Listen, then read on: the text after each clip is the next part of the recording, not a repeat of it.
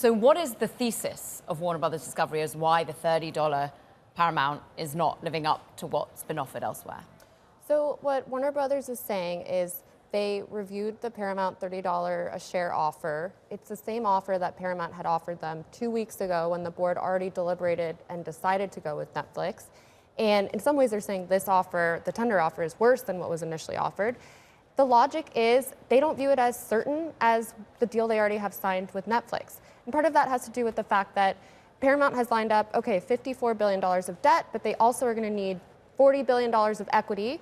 And as detailed in this 100-page filing that came out today, Warner Brothers' board says that they tried multiple times to get the Ellisons to make basically a personal commitment, personally backstop the equity commitment, but so Warner Brothers said, refused to do that. They're using a revocable trust to backstop the commitment, which Warner Brothers says is risky.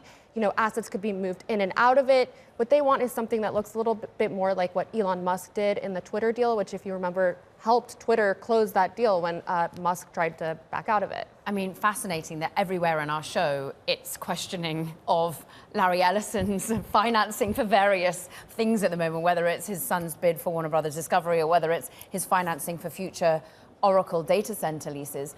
It's interesting, though, also that others have been pulling back on the potential financing. Talk to us about what's happening with Jared Kushner's Affinity. So yesterday, we reported that Jared Kushner's Affinity was pulling out of the equity commitment or the backing of the Paramount bid. And this kind of underscored some of the concern that the Warner Brothers board has around where all the equity is coming from, because Paramount has said that it's lined up, you know, sovereign wealth funds across the Middle East, as well as Affinity, as well as others, to back the funding. And if those are falling through, what does that mean? It's also interesting because Kushner's involvement there had been seen as maybe something that would help Paramount clinch this if, you know, he is the ally to Trump that Paramount needs to get this through regulators.